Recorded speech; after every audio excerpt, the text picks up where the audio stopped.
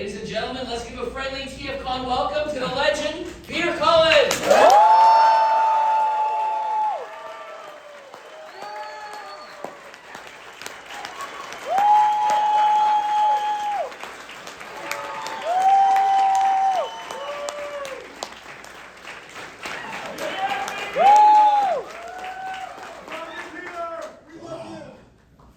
I've got to catch my breath.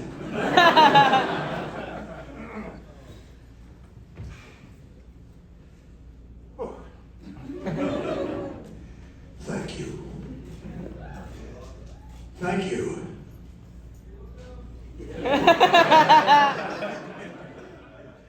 Okay.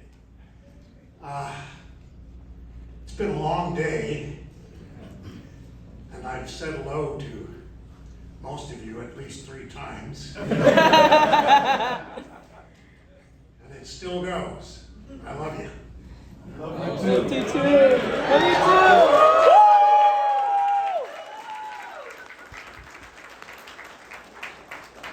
It's been a long haul, going back a long time, and the message has always been there. But here's a good example of it. Till all are one.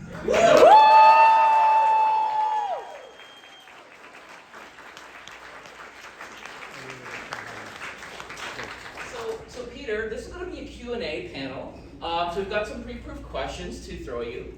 And we started every panel this weekend with pretty much the same question. Can you tell us how you got started in your career? You got a couple of days? I think they would listen to that, yeah. Make it into a movie. Well, professionally, I started in a repertory theater in Toronto, Canada, professionally.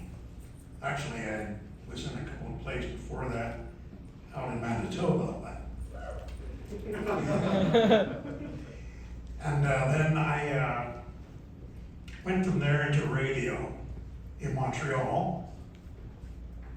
And from Montreal to Hollywood to replace a show called Laugh-In, and it was called It's a Wacky World. And that was a 2-hour special that bombed. No way. Yeah, and but fortunately for me at the time, I was working at the same studio where one of the gentlemen was from Canada, and they asked me to come over and audition for this variety show called Sonny and Cher. So I ended up the following week, after losing the original job, to being hired for the Sonny and Cher show. And originally I was just to be the announcer in a little animated ball that made all kinds of funny noises and stuff. And then went into my regular voice saying, "Ladies and gentlemen, Sonny and Cher." But I ended up on camera at the same time, and the rest was 4 more years of employment and joy and everything else. But that's my little story in a copy.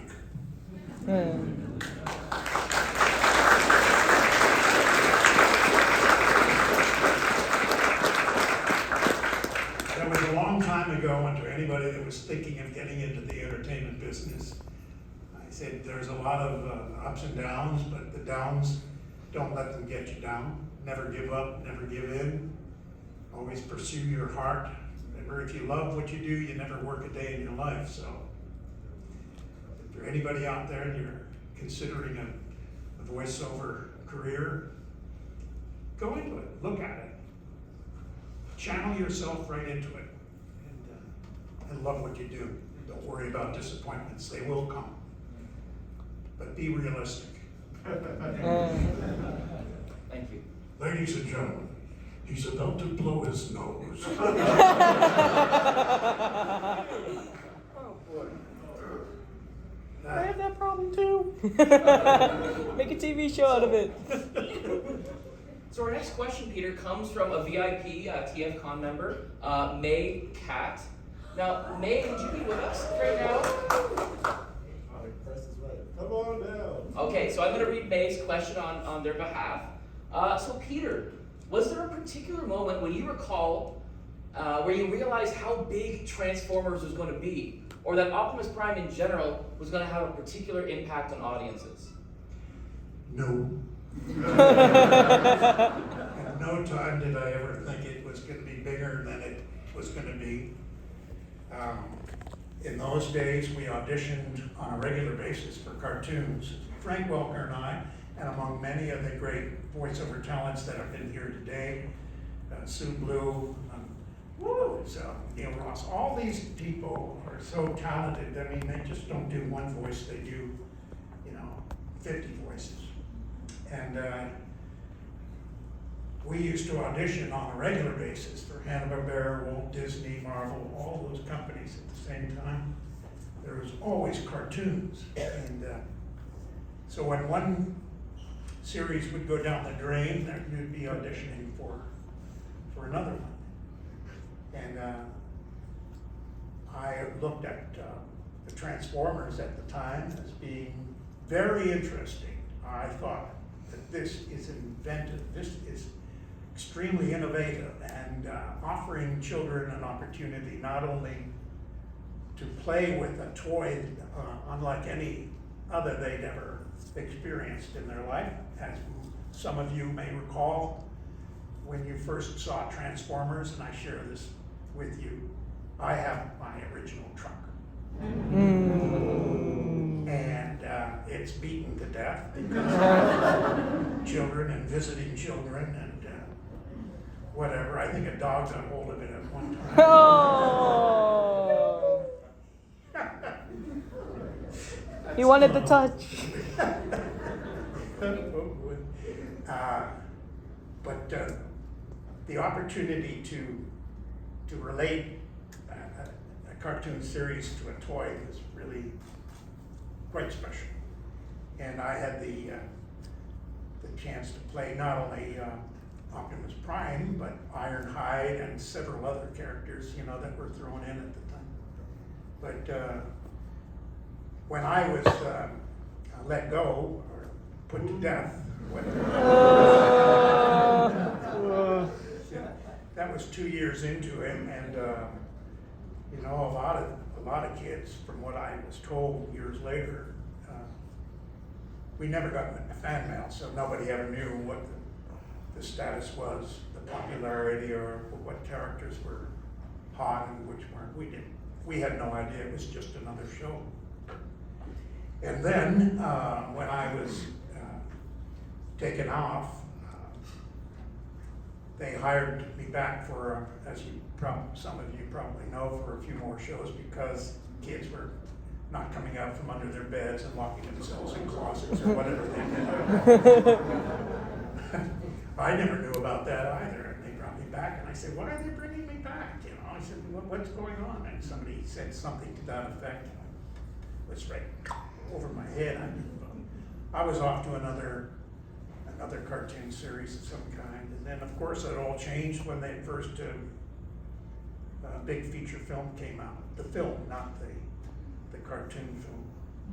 And I was as surprised as a lot of you were,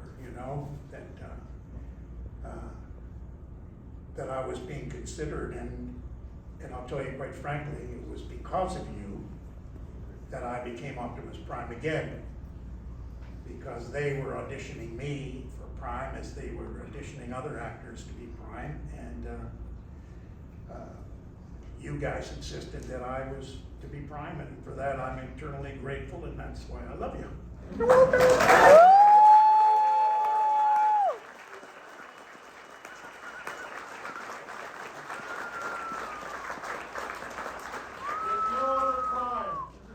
Thank you. Thank you. So Peter, our next question comes from Mandy Realistic. Mandy, are you in the room? Okay, would you like to ask your question to Peter? I'll bring the mic to you.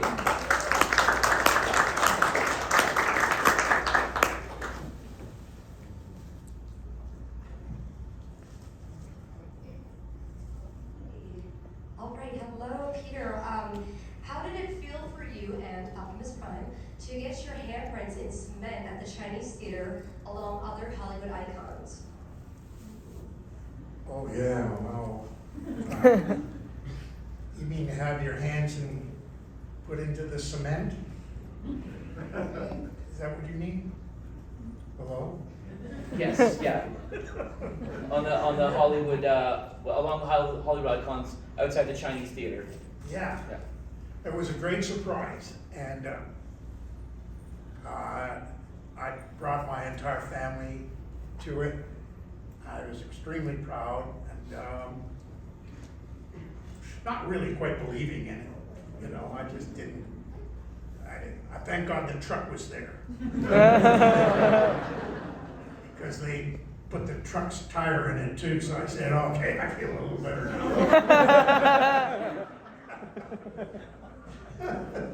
Well, if you're going to be a truck, you know, you got to share it with the driver.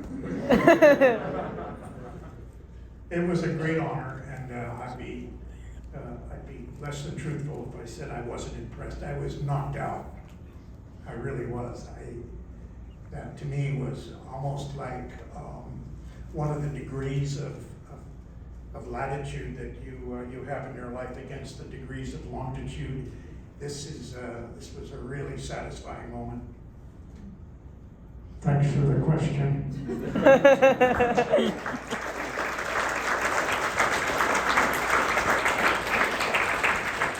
I think we can all agree that star is well deserved, my friend. Thank you.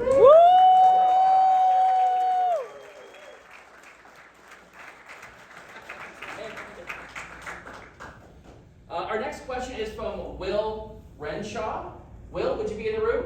Yeah, right. Okay, coming over to you, Will.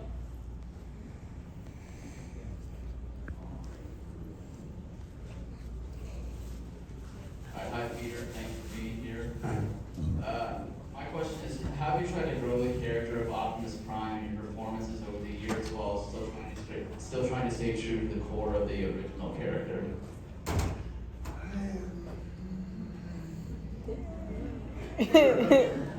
I'm having a little trouble hearing the muffling of Sure, the room. I can repeat that Will's question.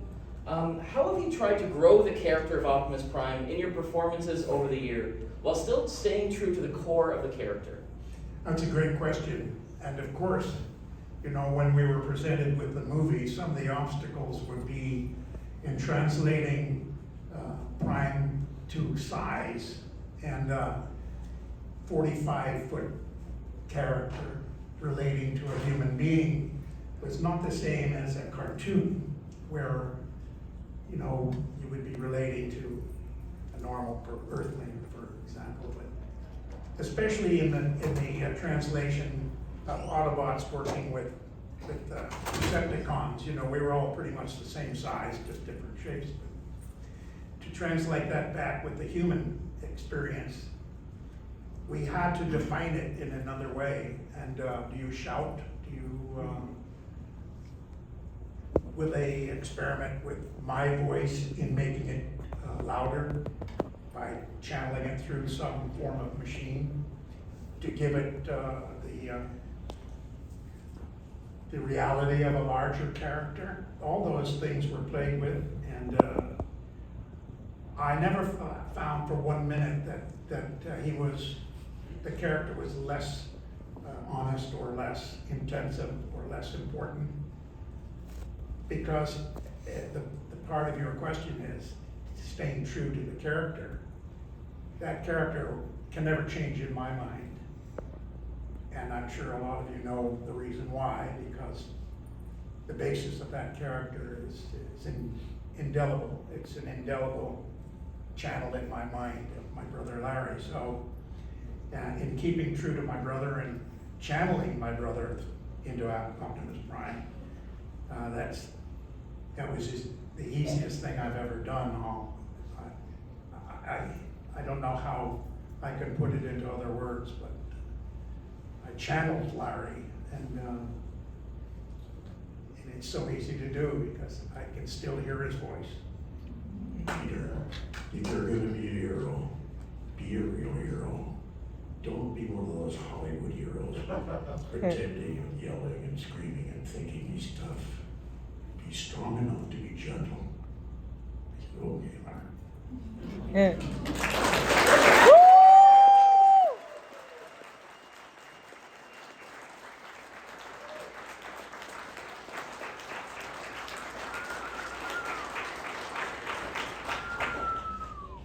Peter, our next question comes from Andrew Pearl.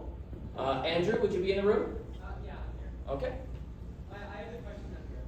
You got the question right there? I'll bring you the mic. I hope it's not a hard one. Okay, so, Peter, since you've been voicing Optimus Prime for so long, have you ever wondered how you play Megatron? A few people have played both before. I didn't hear the end of that. So Peter, since you've been voicing Optimus Prime for so long, have you ever wondered how you would play Megatron? Since some people have played both. That's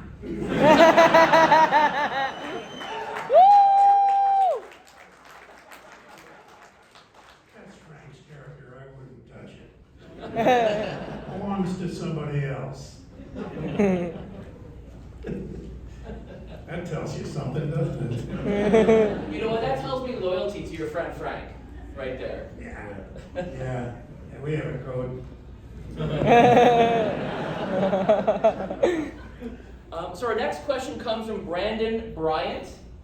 Brandon, would you be in the room? Okay.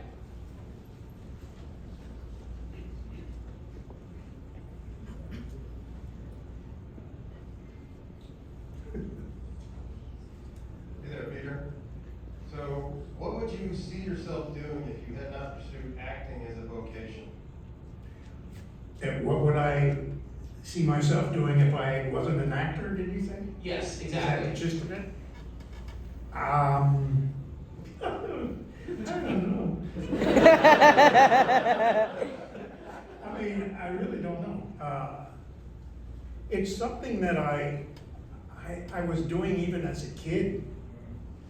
I mean, I would do animal sounds at my aunt's farm in upstate New York. I would do sounds that I thought were interesting. I'd do them immediately. I wouldn't think about it or work on it. It would just come out of my mouth like Gerald McBoing boing. I was just strange that way. I don't know why. I must have been dropped on my head when I was a kid. Things got all jangled up or something. But I always made people laugh when I was in school and got in trouble for it. From grade school on, I would make fun of teachers and principals and other students, you know. And the kids would laugh so hard, and then I'd be thrown out of class, and then eventually end up in reform school. Just kidding. But it was always that propensity for the sound of laughter and the joy that I got out of it, and the easiness to do that. And so when I first auditioned for a role, I got it. And I think it was Coriolanus, a Shakespearean play at a university in Montreal when I was in grade school, and I played a character called Young Marcius. We are now running And on he had to say emergency. one line. He shall not tread on me, I'll wait till I am bigger, but then I'll fight. And when I was in a little toga, it was a full audience, and I looked out, could only see a couple of rows, and I wasn't scared. I wasn't scared. I said, he shall not tread on me, I'll wait till I am bigger, but then I'll fight. Yeah! Woo!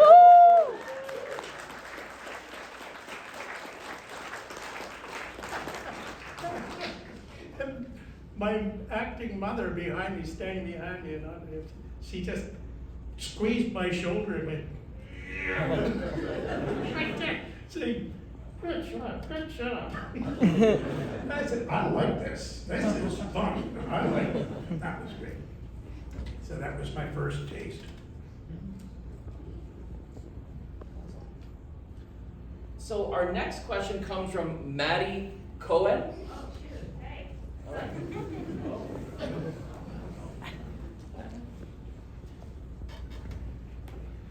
Oh, your turn. That's about that. What advice do you have for aspiring voice actors? So, what do you wish you'd known at the start of your career that you know now? Oh, let's see.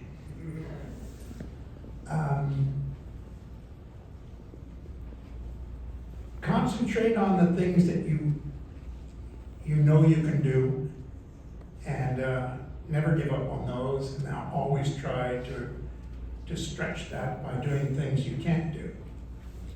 And when you can't do something, find out how to do it by either taking a class or joining workshops or working out with other people in your same ilk, and work together. Don't give up, and try to perfect the good things that you can do, and take advantage of that, whether it's radio or recording or your devices and all that stuff. Practice on it. Read stories to children and try to make it exciting and enjoyable. Try to get their attention. Try not to lose their attention. That's a great exercise if you have kids in your family, brothers, sisters, or your own. Read it and try to make it so they can imagine it at bedtime. At bedtime. With no distractions. Does that help?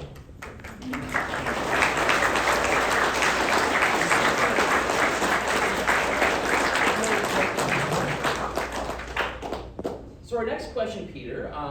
So as we understand, your son, Clay Cullen, has a long, impressive career doing stunt work, including in some of the Transformers films. What has that been like for you, and has it given you a different perspective on entertainment business and your own work? That's a great question, other than the fact of being scared to death at the time.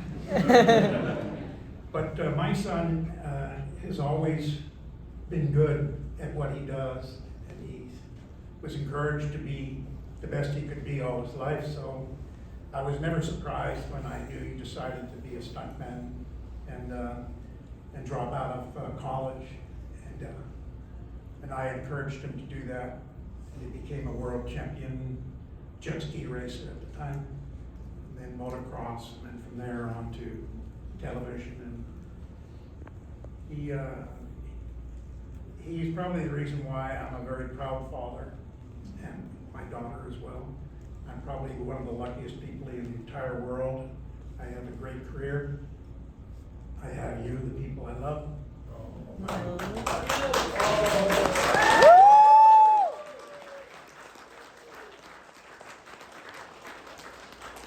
My friends and my family are the reason that I am happy all the time. Thanks to all. Stop out, Cullens. Kids are becoming the next Clay Cullen. So Peter, what was the hardest skill for you to learn as a voice actor?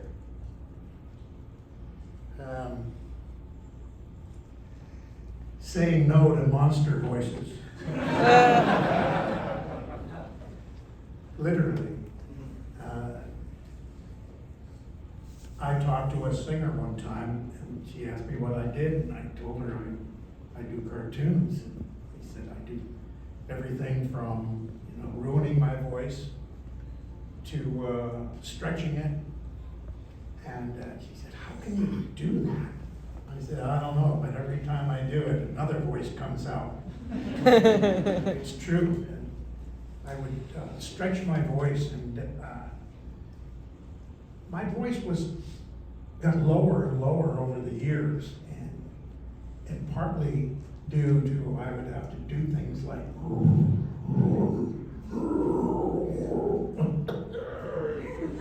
Me doing it. And it just got lower. But I stopped doing it and I just concentrated on air and sound and resonance and vibration and all that stuff. So I don't know if that answers the question. It certainly confused me.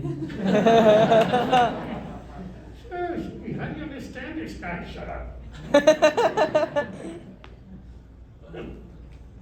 So our next question comes from May Cat. Is May in the room? She's not here. She is a writer on Earth's Spark Cyberverse. Okay. So she's home. But She's home. Okay. Well, May gave us a great question here. Optimus Prime has helped so many people over the years, becoming an enduring paternal and supportive character. Has there been a time in your life where Optimus was able to support you? And what's it like being everyone's dad for the last several generations? Hello, Papa Prime. Question for Well, let's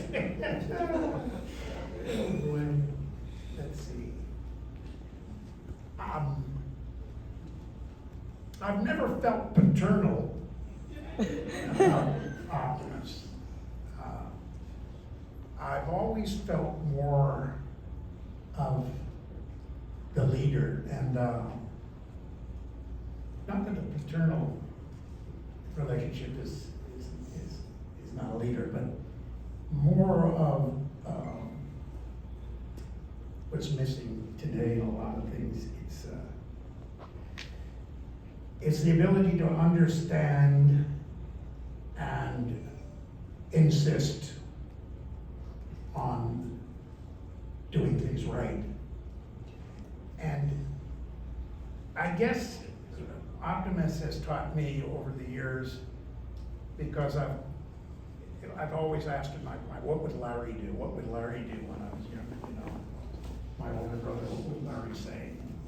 And I've done that with Optimus. And how do I maintain that dignity without losing myself in a display of stupidity or a display of angst and making a fool of myself, which I've done over and over, as a child growing up until yesterday. We all do, let's face it, we're not perfect, but I think following those rules of that leadership shows me, I think, has always been in the back of my mind. And it's that, what would he do? And I think we should all have that, if not coming from ourselves, from someone. But I try to listen to that voice. And I'm not always adhering to it, but it is an effort that I make. And especially with my grandchildren and the people that I love around me. I wish I were perfect, but I ain't. I don't know if that answers the question, but it sure confused the hell out of me. Thank you so much.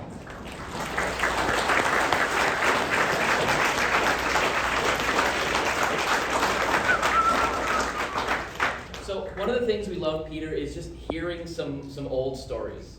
So I'm wondering if you have some favorite memories from the recording booth while filming Transformers, or while doing Transformers in the 80s. Yeah. I wish Frank were here, because Frank has, tons of stories. The ones that I like to tell are, back in those days, for example, you could smoke in the studio while you were recording. Can you imagine that? No. I can't. I mean, those days were unrestricted, We were following the rules of barbarians. I remember one time a guy threw a cigarette into the waste paper basket and it caught fire after we were halfway through, one of the acts, We're going, what's that? The pail's on fire! And it was, and We had to close the studio down, take the bucket outside, put all that stuff, wait for the smoke to clear. And I guess shortly after that, there was no more smoking. That was the Transformers, and that was one of them. Of course, Frank would be capable of putting me into another time zone just by doing sound effects. When he sat next to me, he would do things that nobody else could hear, but he would do a leaky faucet. And you go, hang on a second. There's a noise coming in. Are you hearing that in the studio?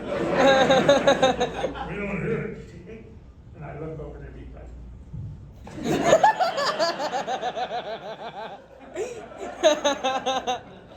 oh, Frank could do it. He could do sounds. He still can. But he's not here, so I can say this. Yeah, Frank would make me laugh uncontrollably sometimes. Chris Lala, he played Starscream, and he was over the top. Oh, boy, and he would get himself into that character, and there'd be beads of sweat rolling down his face, and his shirt would get wet. He's gonna have a heart attack.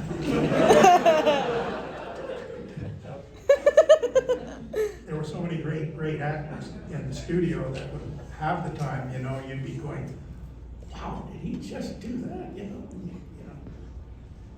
And of course, you'd have to do multiple voices and then layers of it, because you'd have to make a crowd, and the crowd scene would have to have another layer, and then, okay, say, all right, we want just high voices now. You just go,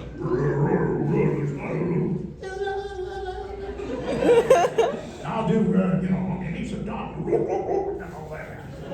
Laughing and just out of control stupidity. It was just fun. We had a lot of fun. That's it. Fun. Fun. That's it. Fun.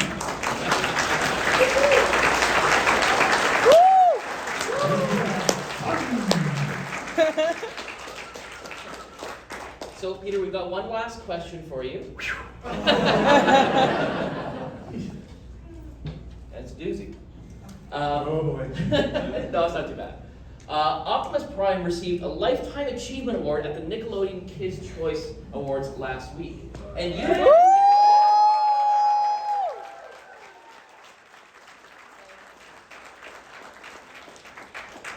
you've also been nominated for a Daytime Emmy. What's it like knowing that this character that you helped build has become such an enduring icon in kids' media and media in general? Thanks, Larry. Aww. In a nutshell, that's all I can say. Thanks, Larry. I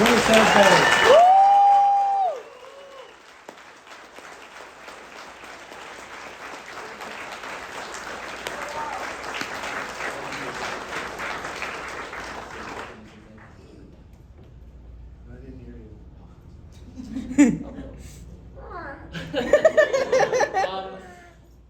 Let's get a massive, big TFCON thank you to the legend, Mr. Peter Cullen.